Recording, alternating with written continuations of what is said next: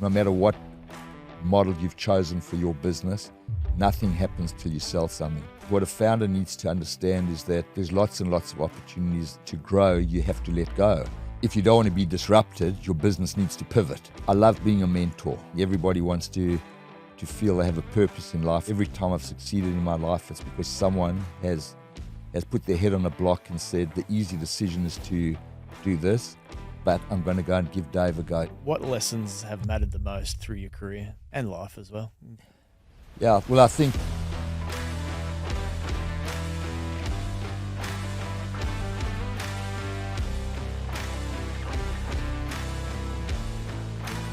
private markets investments are investors can find some real value. I find the best way to learn is learn from someone who's done it before and given it a go. Hi, I'm Travis Miller, host of Grow Your Wealth podcast. Thanks for joining me here today. On these podcast sessions, we're going to talk through how certain investors have navigated the bumpy road of investing, whether it be through business or investments in general. Thanks for listening today. Welcome to Grow Your Wealth podcast, where we dive into the stories and strategies of the business world's most brilliant minds. Today, we're beyond excited to welcome a true titan of the fintech industry, Dave Shein from OAF Ventures, to our show. For over 30 years, Dave has been a powerhouse in the startup scene, founding, mentoring, investing in some of the most exceptional startups out there.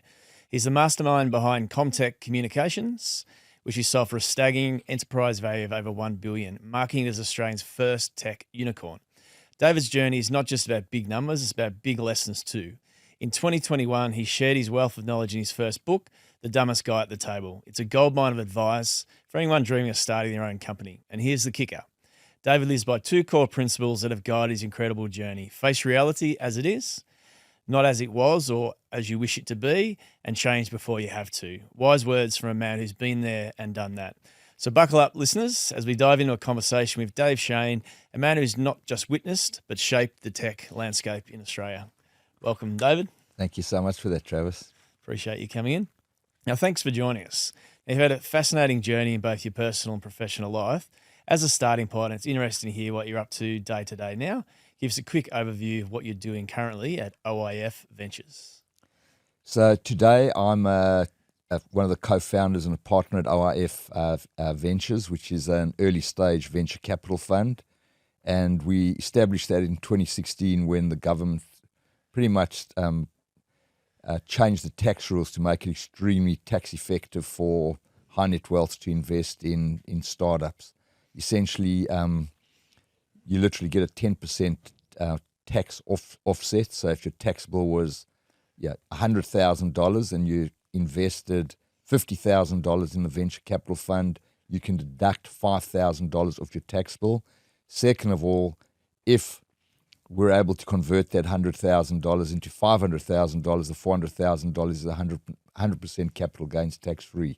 So a flood of money came into the whole ecosystem at about that time, and we established our first fund, and yeah, it's been an amazing time to be in the startup scene for lots of reasons. Yeah. In a short period of time, it's gone from easy money to unbelievably challenging for founders to raise capital. And it's certainly, our founders over the last period have literally gone through the ringer with COVIDs and high interest rates, inflation, etc. So it's been a good time to be in the industry. Yeah, it's definitely a tough environment at the moment. It's interesting you mentioned the tax elements, right? It's when investing, it's interesting. You want to find a tax favourable environment to invest, and that's what happened in 2016. What's critical and what you've demonstrated at OAF Ventures, you've got to make money as well for your investors. There's no being tax favourable unless you get the right types of trades, the right investments, because you've got to make money in a way to make, ultimately to pay tax. Yeah, and it's absolutely. And I always say when we have a very simple philosophy in our fund. We believe we've got two customers. We have a founder at the one extreme, and at the other end we have people who've entrusted us with their capital, and somehow we have to keep them both happy. And so from the founder point of view, investors, as you say, are easy to keep happy. If they give you $100 and you convert it into $500, they're going to be pretty happy. On our founders, we see money or capital as the as the commodity. There's 100 different places you can get.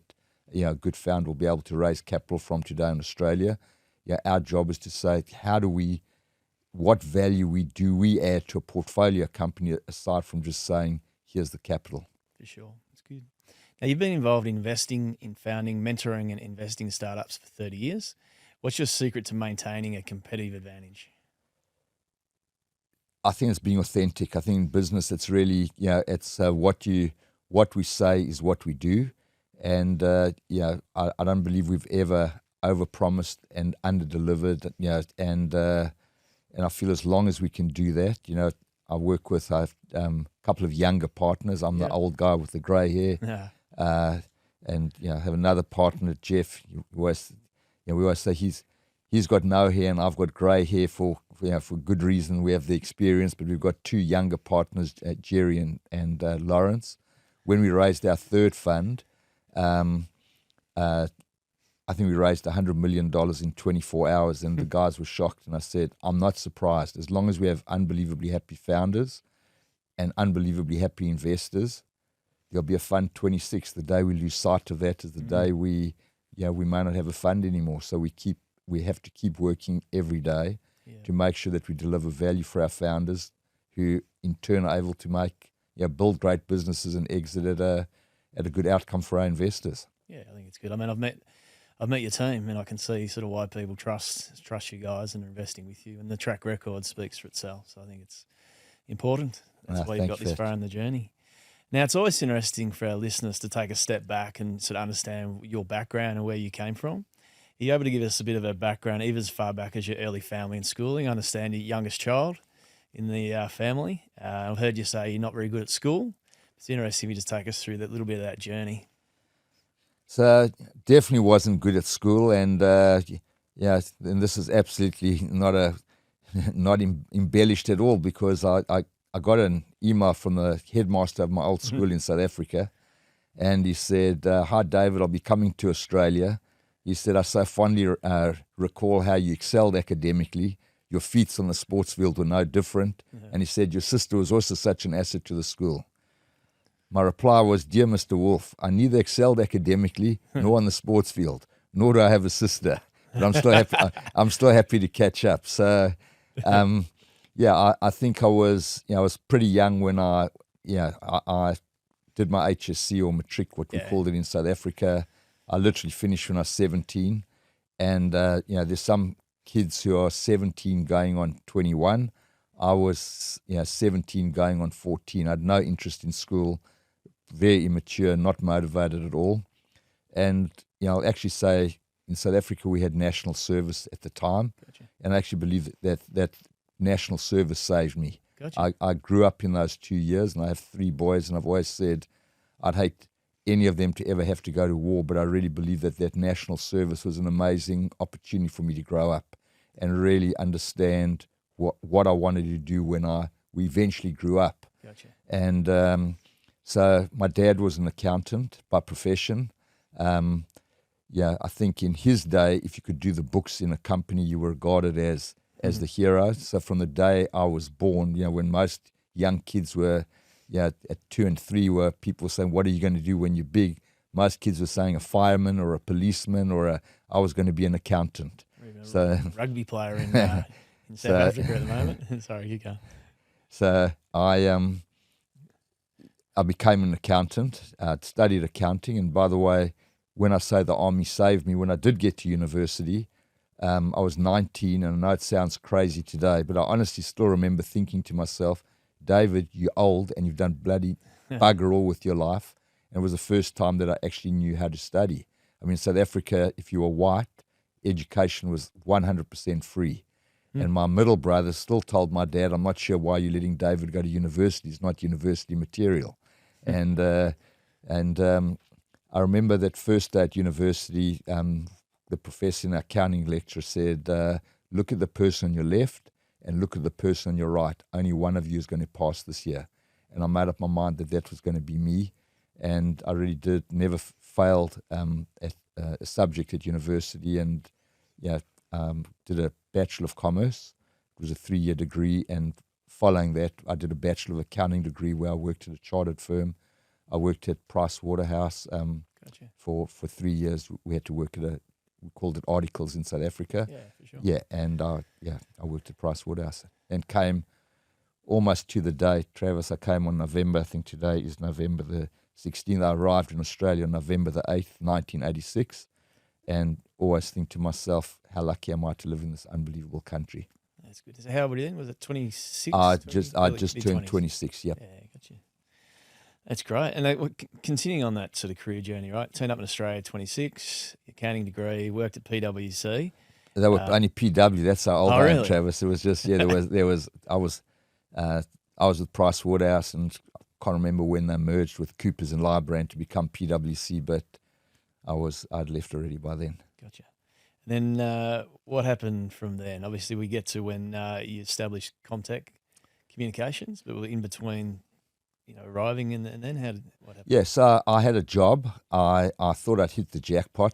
I met someone through my dad actually that lived in Australia, an ex-South African, lived in Australia. They offered me a job as national sales manager of a computer software company. It was in the business software, and I thought, how lucky am I? I am gone from an article clerk in South Africa to national sales manager of this this computer company. I loved computers, by the way. That's what I did when I was at Price Waterhouse. I was I had a boss who really gave me a go. He backed me, let me set up a computer division within the small business division at Price Waterhouse. So I did very little auditing and a lot of implementation of computer systems before they were as pervasive as they are today. Yeah. And that was literally my hobby. I absolutely was fascinated by what you could do with computers. So when I got this job in Australia it turned out that it wasn't a great job. I didn't get paid well. I had no input into, I thought some pretty good ideas, which my boss told me, mate, you paid to do, not to think.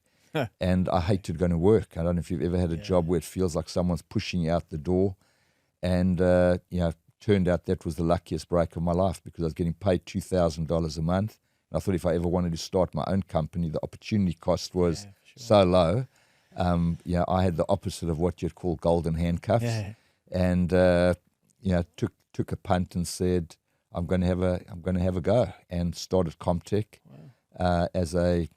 In those days, computers were being used primarily for word processing, for doing spreadsheets, for doing a little bit of what I did, but computers weren't linked. Gotcha. It was just, an accountant would be using a spreadsheet, a PA would be using a word processor, and I got into local area networking when people wanted to start networking those computers so they can share information, share peripherals like printers, etc. And I was lucky enough to get into an industry that was about to explode. And Did you have to do any formal education to learn, or you just taught yourself how to plug it all together? I didn't learn anything. I always say I'm not technical at all. I always say if I change a plug at home, my wife takes the family outside in case I blow the house apart. That's pretty good. So I understood what the benefits and what the opportunity and what problem networking solved. Yeah. But I didn't understand how to install a network. I'm not, as I say, so I surrounded myself with people who did. And so I started on my own, and I actually outsourced a little bit of the tech work for the first 6 months. And in fact, there was a guy that I bumped at the Our Partners conference, a guy, Dave Woodcock. Yeah, gotcha. Yeah. I literally shared Dave, and he had a partner, Cole Williamson. They had a company called Comaxis Corporation, and I literally shared one of the desks. Their phone number was 296196. In those days, they had a rotary phone system. Comtech's number was 296198, and if all three of the Comaxis lines were busy, Comtech had no way to communicate. Eventually, I decided that I needed my own technical people. I moved out into my own premises in 1988, January 1988, and hired the first person that I'd ever hired, who was guy Nathan Scher, and he turned out to be an unbelievable technical, Gotcha. and he became a business partner of this, the CTO of the company, a tech director, and together with Nathan, and then my brother John joined to look after the admin and the accounting side a little bit later, and then a guy Darren Lonstein came on as well. He was the second tech guy, and together we built a team of people who delivered, I think, exceptional customer and staff satisfaction, and that's how we grew the company from the one person in '87 to when I left, we had 1,400 people, and I'm really proud that some of the people who worked in that company command unbelievable positions today. The CTO of Vodafone globally, the CTO of ANZ Bank, people who have gone on to found their own companies. So we had an awesome culture, and customers love doing business with us, and that's it was a pretty simple formula. Hey, if you're enjoying this, please subscribe on whatever platform you're using. It helps us build a community. We want to educate investors, and this is what it's all about. And so you're in those early days, so your role, you got the technical people, so you were more the sort of the relationship strategy, pulling the team together and sort of owning the path forward. Does that be fair? Absolutely. Like, I think, when I look at founders today, one of the biggest challenges I think a founder has. So, in my book, The Dumbest Guy at the Table, there's a chapter that says to grow, you have to let go. And I was a founder that, when Nathan came on board, I literally said to Nathan, all is what I want to know is when a customer calls, we give accurate information, a prompt response, and we never keep that customer in the dark.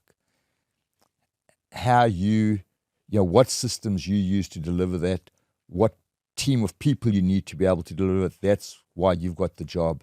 And I loved being a founder. I said, thank God I don't have to worry about the tech side. Some founders want to still keep their hands in the, and I think for me, the best part of a company or any team is saying when people are better and more capable than you of certain roles, just be there to mentor them in certain other areas, but let them go and do what they're going to do a whole lot better than you. Gotcha. Makes sense. And now back from building a business, obviously you got the capital side of things. When you first needed capital, where did it come from and who supported you along the way? So I was lucky enough that, in the business that I established was very different to an Atlassian or a Canva, where I didn't have to build my own, didn't have to invest in my own R&D. I started off and I was basically a distributor for US, primarily American products, and I was getting 30, sometimes 45-day credit terms really early on in the place, and I was collecting money in 7 or 14 days. So I was able to bring product in very, very quickly. I remember an awesome guy looked after my freight forwarding, a guy, Steve Marshall, from a company called Premier Customs. And I said to Steve, if I order a widget from the US, how long will it take? And I'll never forget what he said. Provided everything goes according to plan, he said it's going to take 7 days from the time it leaves the warehouse in the US to the time it lands in your warehouse. And said sometimes there's red tape that they want to do inspections, whatever, but generally, so I pretty much air freighted everything in. And because we had pretty high value items, it was probably an extra 2% to air freight as opposed to shipping it in. We were able to turn our inventory and debtors over. And so we were pretty much self-funded from the day I started. It's brilliant. Yeah, it's very good. Most founders would love to be in that situation. But as I say, just with respect to if I built a business, and I have been involved in building businesses that where you are investing in your own R&D, it's very different, and you do either have to use your own capital or you have to raise external capital when you're building a product and have to invest in a tech team. Then you've got to build your brand, and it does cost and take a lot more effort than I always say. My success was I rode on the coattails of successful companies. The company that put me on the map was a product called Novell they were the hottest company in the networking industry at the time in the late 80s, early 90s, when Microsoft killed them. I rode on the coattails of Microsoft. I became Microsoft's biggest partner in Australia. So that was the advantage of my business versus owning your own IP. The disadvantage was the more successful the company that you represented in Australia. So when I did represent Novell, I was the second distributor in Australia. They told me if I was as big as the first distributor after 18 months, there'll be no change to the distribution policy. Within 3 months, I was twice the size of Datamatic. That was the exclusive distributor prior to me. And another 3 months later, they recognized our amazing effort by appointing 2 more distributors. So it went from 1 distributor to 2 to 4 in 6 months.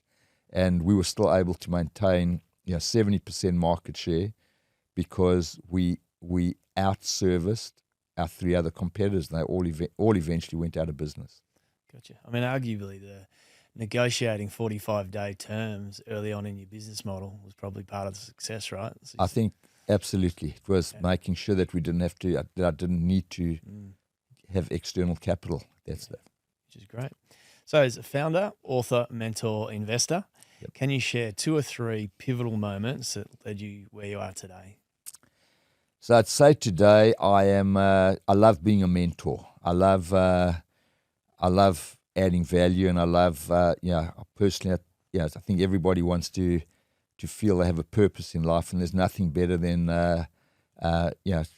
even coming into the studio today. I came in on an Uber, and I love chatting, and the guy picked me up in this beautiful BMW, and I said, I'm coming in style today. And he said, no, I used to work at KPMG, but I'm doing a startup in cybersecurity. And he said, I can't believe my luck. He said, because he asked me what I did. I said, I'm in venture capital. He said, I can't believe my luck because I'm looking at raising capital. And he asked me for a few tips, and I got out the Uber, and he said, I can't thank you enough. I really feel you've given me some great value, and that makes me feel good. I've got to be honest. I think as you get older, you still want to know that you're relevant. Everybody wants to know that they can still make a difference, and there's some areas that I'm not. There's no ways I could build a Comtech again. I know what effort and the amount of commitment that it required, but I know today I can still have a cup of coffee with someone, and they'll walk away and say, gee, Dave, I never thought of that. And I walk away, I've done something for the day, and it makes me feel good. Yeah, it's a great skill to have. Like a lot of people think, getting money off someone, often a bit of advice. And if people take that advice on, you never know, they can take you often more than where a little bit of money can take you. Yeah, no, and I think that's a really good point, Travis, because if I look at Comtech,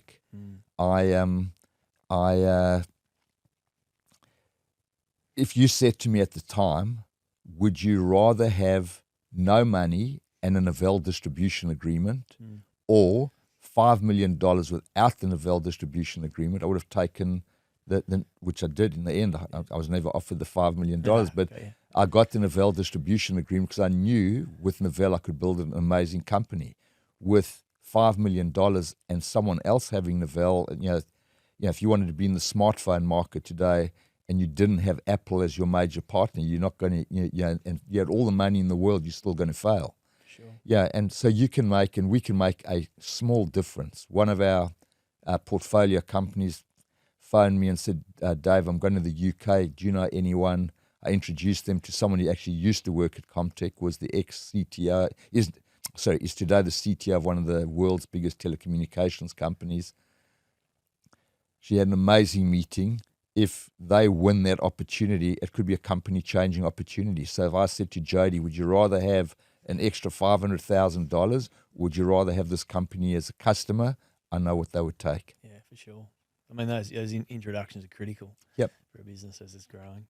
Now, people have influenced you. Who would be the top 3? Even focus on top 1, but top 3 if you can come up with them. Well, the top one is really easy for me because especially the way you introduced me. You said I run my life by 2 key principles: face reality as it is, not as it was, as you wish it to be, and change before you have to. And those are not my words. Those come from Jack Welch. And I was lucky enough to be reading a Fortune magazine on the way to the US one year, and there was they did book summaries in those days, and one of them was of a book called Control Your Own Destiny, or Someone Else Will, and it was about this guy Jack Welch. And I was blown away by the summary that I went and bought the book, read the book while I was in the States, and literally loved the book so much, highlighted it, summarized it, and then ran a management, an offsite for our entire management team around. And Jack Welch lived by face reality as it is, not as it was as you wish it to be, and change before you have to. And if you look at some of the companies that have failed, many of them, I mean, if you really look at it, in today's jargon, it would be, if you don't want to be disrupted, your business needs to pivot. That's in startup speak today. And if you go and look at some of the biggest successes in this country, Seek, REA.com, car sales, can all thank their lucky stars that they had Fairfax as a competitor, because Fairfax didn't want to face the reality that the rivers of gold would eventually come to an end in the format that they were, which was newspapers, and they didn't change before they have to. So they did eventually decide that they need to be in the space, and I think the only area where they've had some success is in Domain, but basically, if you compare the profit that REA makes compared to what Domain makes, and you go and look at the market capitalization of Seek, REA, and car sales, it's magnitudes larger than what Fairfax ever was, but they just didn't ever want to adapt to a changing industry. So I think it's really, really, it's an amazing way to always think about running your business. I made some changes to Comtech based on that formula, and if I go back and say Novell was a huge chunk of my business, but they were getting killed by Microsoft. Now, I could have done nothing, or I could have signed up with Microsoft, and I said, I don't have to go down with Novell. That's Novell's problem. I'm going to sign up with Microsoft. And it was very challenging, because Novell was the company that put me on the map. They gave me an opportunity of a lifetime, but they had lost their edge in the marketplace. And if I didn't change before I had to, I wouldn't have been sitting doing a podcast with you today, because by the time I finished, our two key products, which became Microsoft and Cisco had also disrupted one of our other partners, were about 80% of our business, and Novell was about 0.8% of the business. Gotcha. Yeah, so obviously the Comtech, you owned the pipe. It's about sort of getting the best product down the pipe. Yeah, and I think another great lesson I got would have been from my accounting lecturer, and it didn't come from the curriculum. I always say that I learned more outside of the curriculum than I weren't. And I had a professor, Professor McGregor, who I'll never forget. There's so many companies who go out of business because they do not know what their break-even point is. They do not even know what it costs to open their doors every month. And that rang in my ears every single day, that if I said, I'm going to hire Travis, and I'm going to pay him $100,000 a year, and my gross profit is 25%, am I going to sell $400,000 more just to pay Travis's bill? And really what I've seen over the last period with founders is money was unbelievably easy. So I think founders had this, if I can grow my revenue from $1 million to $2 million, I'll easily raise money at the next round, even though maybe I'd raise $5 million to add an extra $1 million worth of revenue. And I think really what's happened today is founders are learning that they have to get, they may not refer to it as their gross profits, more commonly referred to what are your unit economics. Like, do the unit economics make sense for me to add people? And I think founders now are becoming far better business people, saying, I've actually got to eventually make a buck, as opposed to saying, I just eventually, as long as I can keep growing the top line, I'll always be able to raise capital. That's gone. Those days are gone. Sure. And the founders who know and understand what it costs to open their doors every month and what their break-even point is, are the guys that are going to be around in the next 5 and 10 years. Yeah, So critical. I know from iPartners business founding there, just constantly watching the P&L and understanding the cost of an investment decision and where does that break even? What's the benefit? I think it's so critical. So I've talked about sort of, who's influenced you. You've had a varied career. Can you go through a couple of things that worked and a couple of things that haven't worked? Because it clearly wouldn't have been a perfect road forward. So, look, I remember,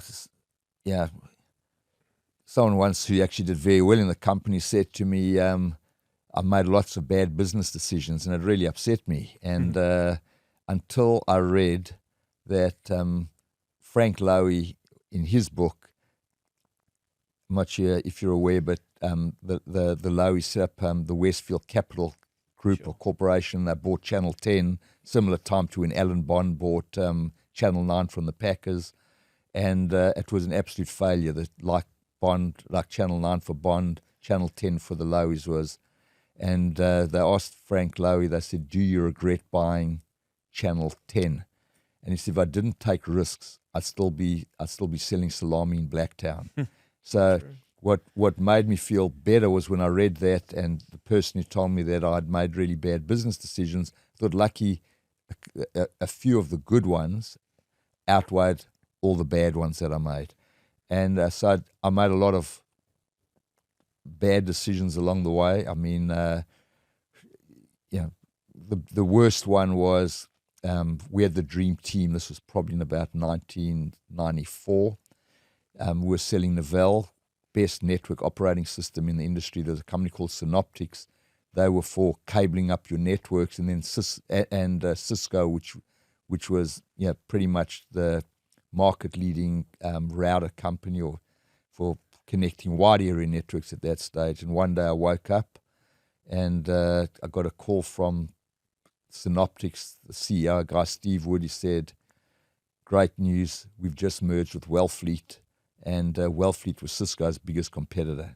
And I just felt the blood drain from because when you stuff up and it's your fault, but when things happen outside of your control and you've got no control over them, and I knew I was going to have to make a choice. And between this merged company, Bay Networks, and Cisco.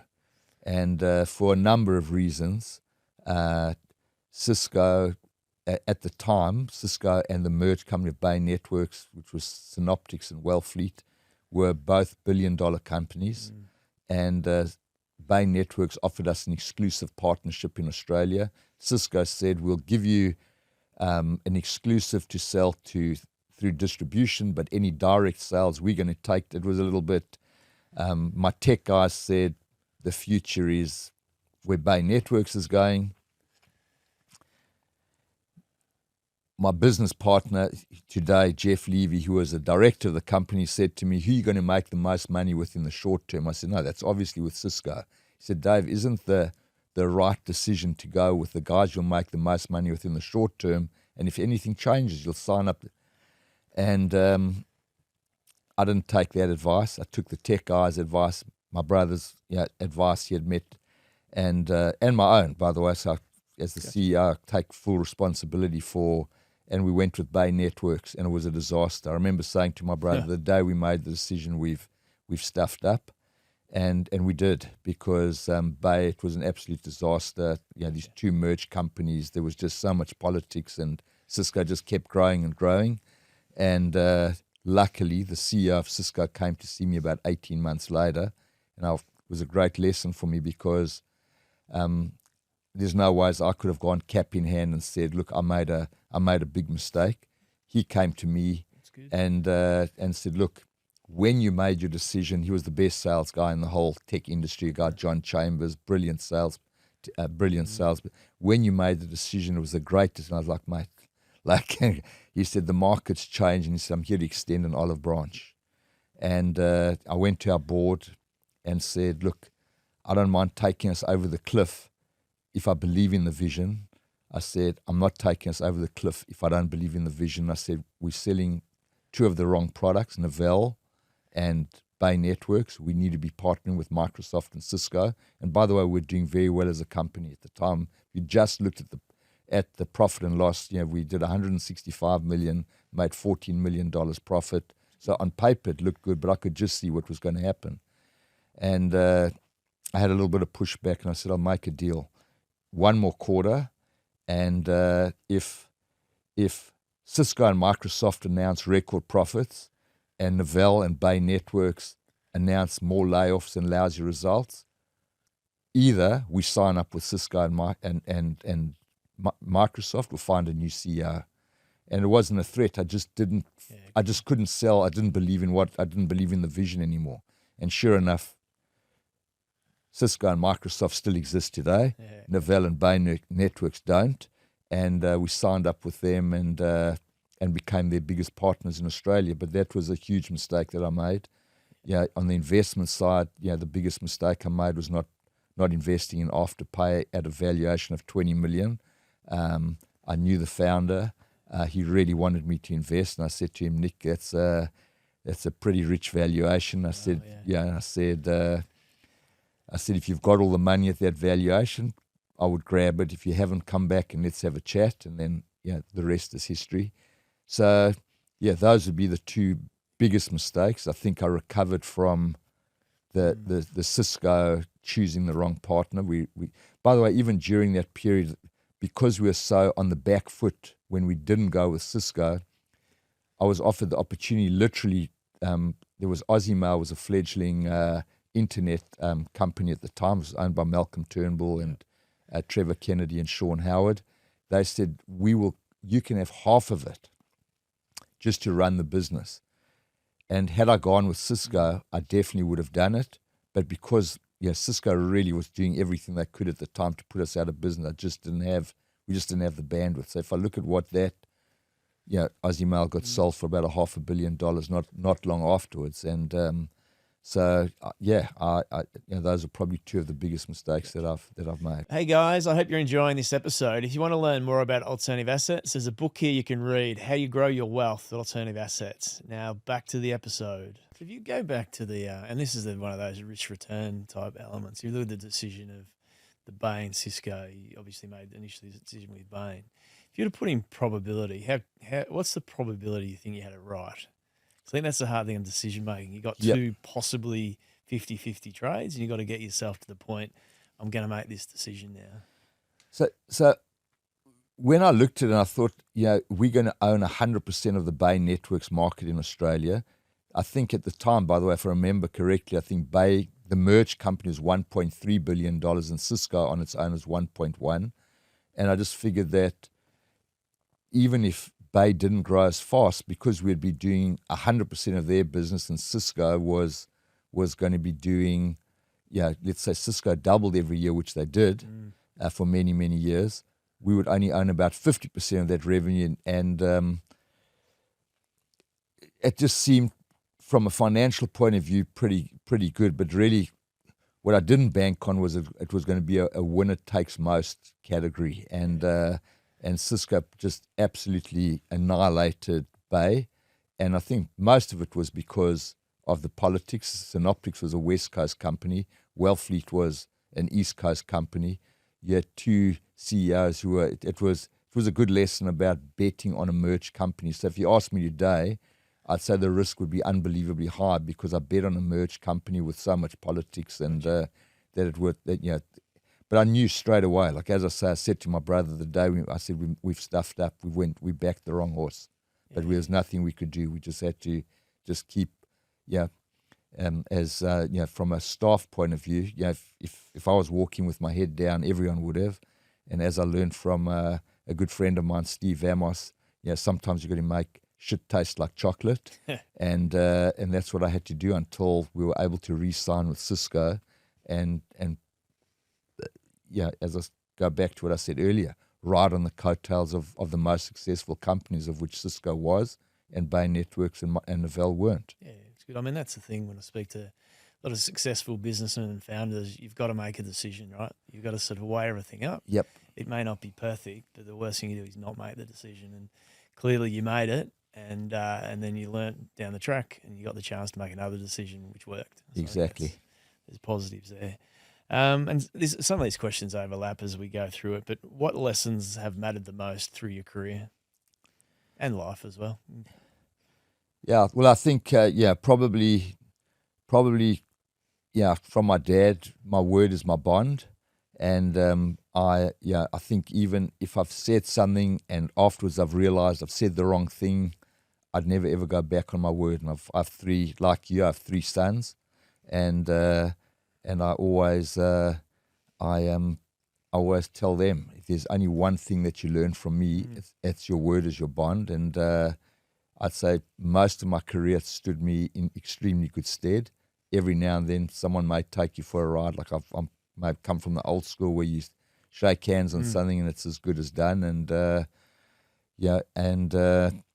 as I say, I think probably what I've learnt as well is that giving someone a go against all odds is, every time I've succeeded in my life, it's because someone has put their head on a block and said the easy decision is to do this, but I'm going to go and give Dave a go. Even at Price Waterhouse, my boss, Andrew Spalding, gave me a go to set up a microcomputer division within the small business division, when at the time they had a management consulting group, and I explained to him why I was going to be different.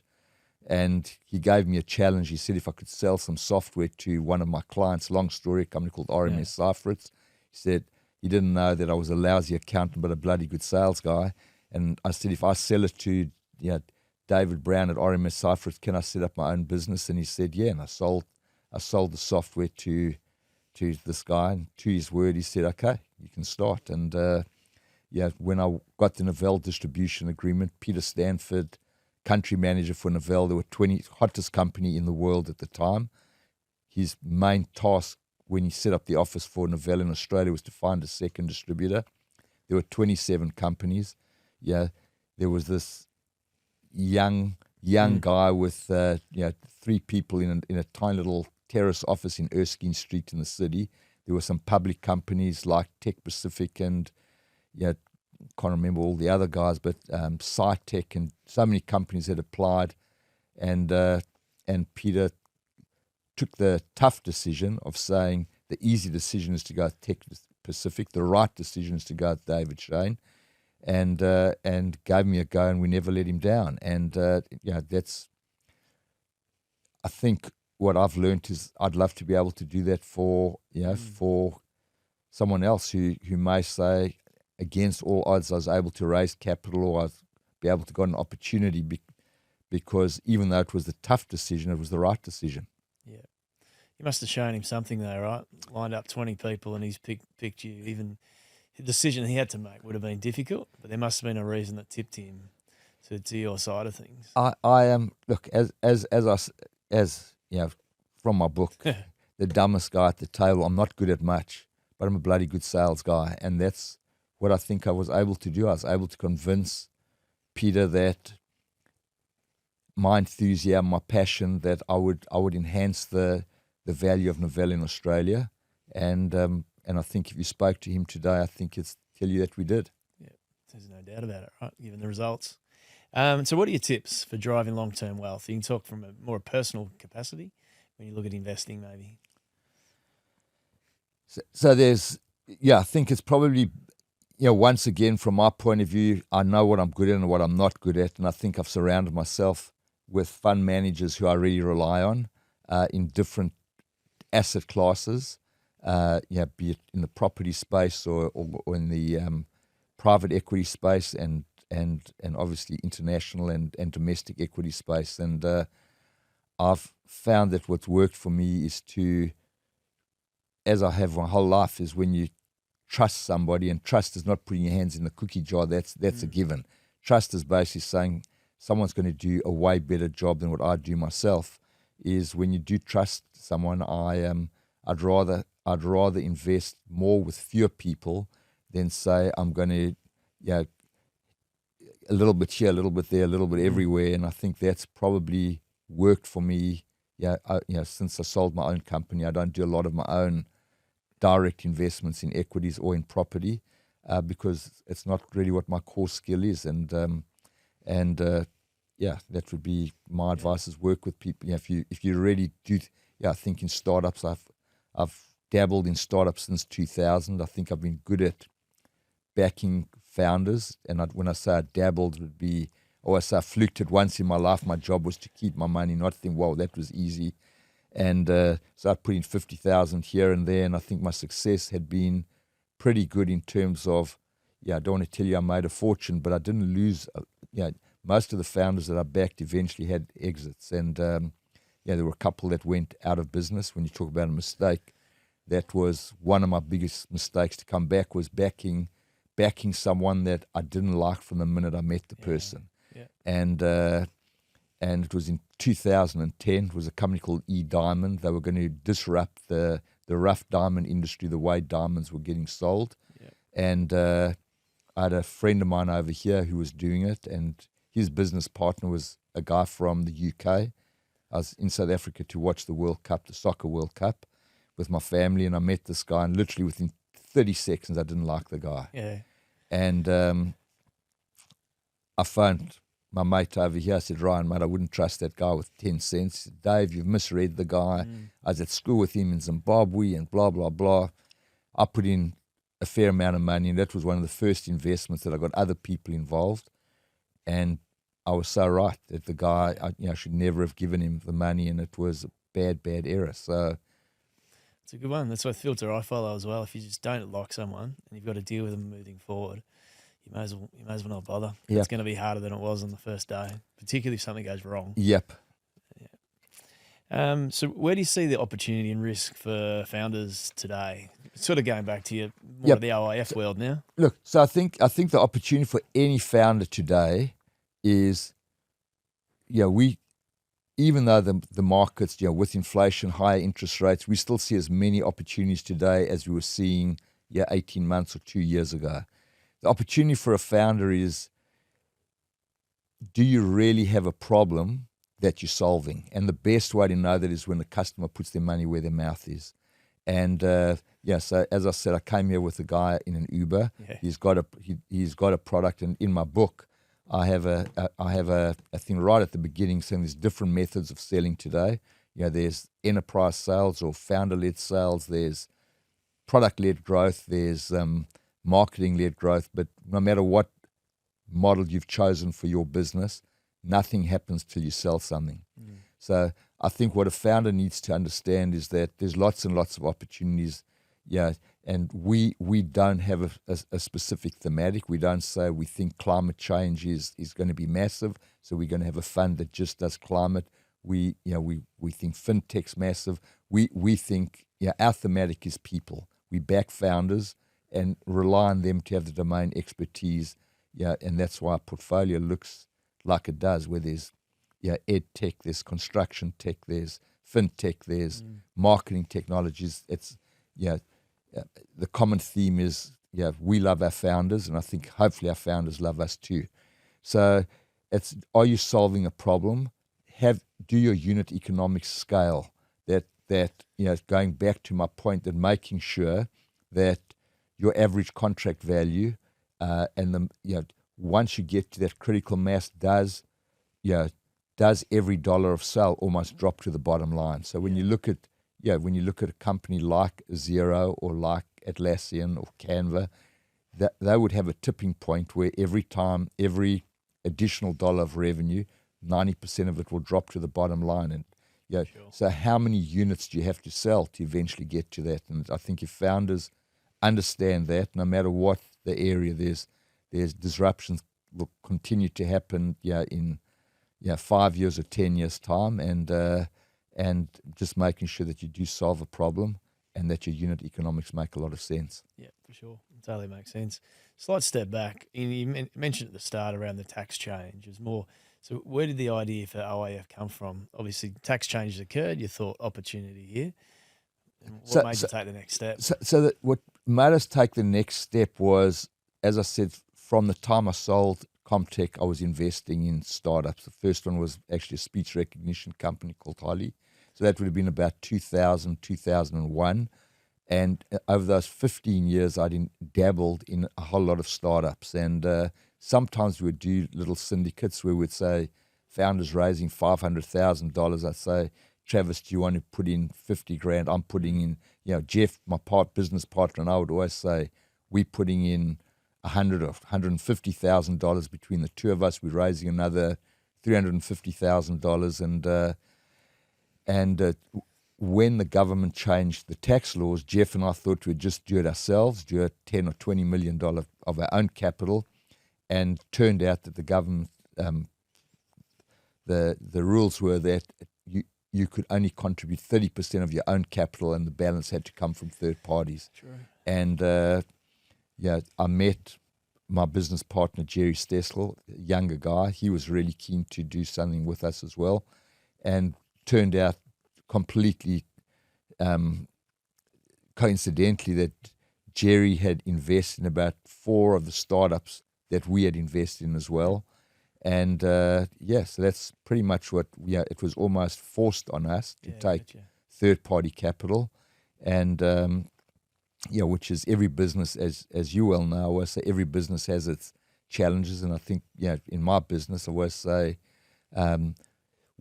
what keeps me awake at night is until I've given everybody their capital back, I don't feel good. And I know that as I said at the outset, if someone gave me $100, giving you back $100 is not why you invest. You might as well go put it on a term deposit, but at least I could look you in the eye and say I didn't lose your money.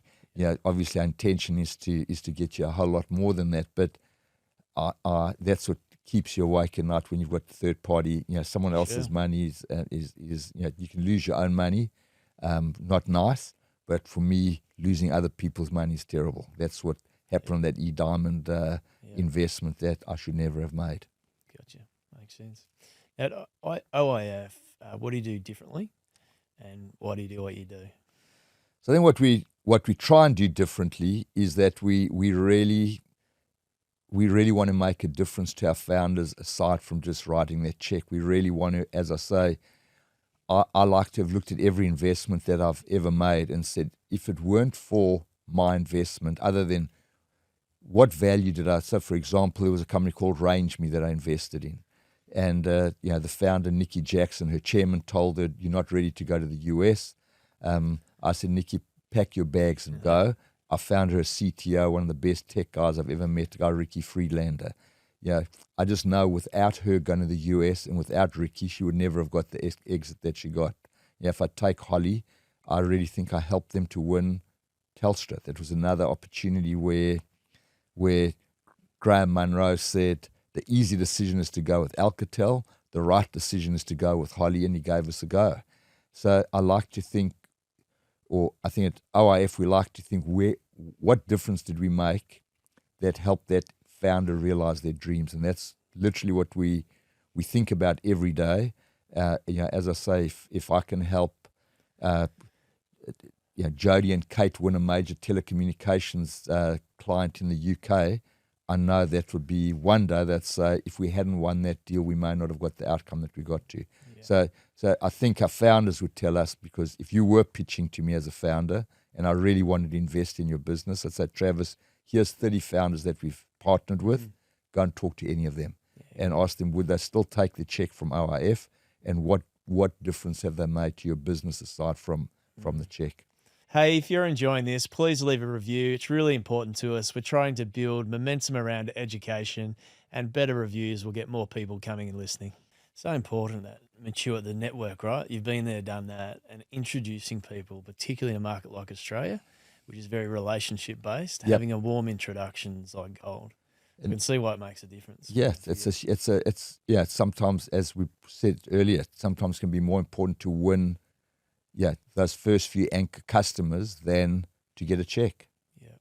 So what qualities and character traits are you looking for in a founder?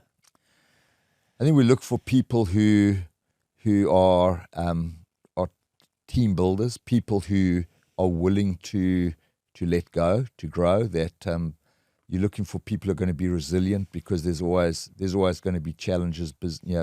Business is never easy.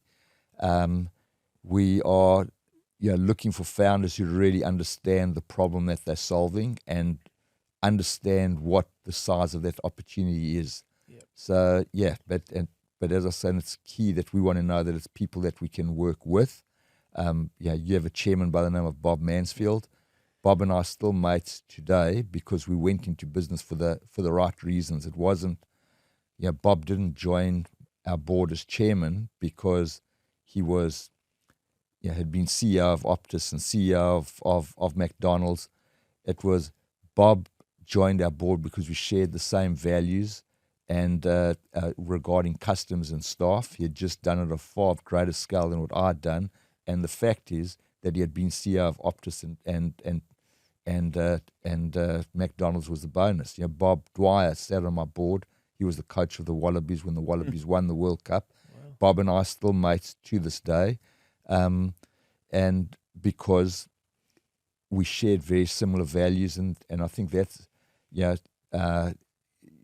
owes me nothing. I owe both Bobs nothing, but we're still mates to this day. And I think it's what we look for in a founder. They want to be people that, if we're going to go for dinner with them, it's not because we have to, it's because we want to. And that's really important for us, that we don't just, if there was someone that we thought, geez, this guy's going to build, Afterpay kills me because Nick's the guy that I would love to go for. Before he became the huge success, Nick was a guy that I would love spending time with and going for a beer with, which I did. My wife and myself went out with Nick and Gab. What kills me is, if someone was a founder who was going to build the next Afterpay but was an arsehole, I'd rather, I wouldn't mind saying, honestly, I wouldn't give a damn that I missed out on the opportunity. Fair enough. So actually, you mentioned Bob Mansfield. The first time we actually met was a lunch arranged by Bob Mansfield. So right. The world of the network. Okay, we're moving on towards the end. Just a couple of quick fire questions. And the first one around the first job, I know it was PwC before the C, but was there a job before that? Absolute first job you think you did? Yeah, so my dad, as I said, my dad was an accountant but was always in the clothing game. And I think I used to work and sell suits at a clothing store, I think from when I was about 13, Cyril's Wardrobe. And I used to also sell reject suits. So there'd be, my dad, at the factory, they may have a tiny little flaw in a suit. And together with a really good friend of mine, very good friend, a guy, Robbie Brosen, who was the founder of Nando's Chicken, Robbie and I used to go and sell suits to part-time students who were working at chartered firms or law firms. So I was always trying to make a buck from when I was a young guy. So could be where all the sales skills come from, selling suits. Yeah. What's a piece of advice for your younger self? Probably don't sweat the small stuff. Gotcha. What motivates you most as a person? I think waking up knowing that I can make a difference for the day, staying relevant. What's the most important skill for building wealth and why? Luck. I think, when I look at myself, I think, I had so many luck. I always say I could have written a book on lucky breaks and the book would have been unbelievably thick. But, people say, Dave, you must have worked hard. And of course I worked unbelievably hard and we did a really good job. But if Peter Stanford didn't have the courage to appoint me as an Avell distributor, I would never have got the outcome that I achieved. So, I think most successful founders will tell you that something happened that, did they work hard? Absolutely. But I think you need a little bit of luck along the way. You just got to know what to do when you get the luck. You obviously knew what to do. We did. And I will say that not arrogantly, we did. We did a really good job with our staff and customers, and we knew how to make a buck at the same time. Gotcha.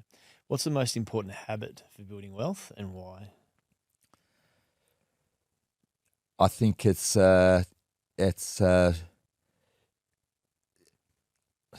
would say being conservative. I know that's I never took debt in my company at all. So I know other people have used leverage a lot, so I think for me, I think I'd rather err on being conservative, so that when things do go wrong, you're not a forced seller, or you can hang in until. Another great lesson I got was when I graduated. The guy who made the speech at my graduation said, he brought Toyota to South Africa. He said, in my lifetime, there have been 8 recessions and 7 booms. So I guess we're heading for another boom. And, so I think if you can ride out those tough times, the good times will always come back. And sometimes I think debt can get you into a lot of problems. What is your definition of sustainable success? I think it's overachieving over an extended period of time. I think that having a one, it's like if I look at OIF, our first fund's been extremely successful.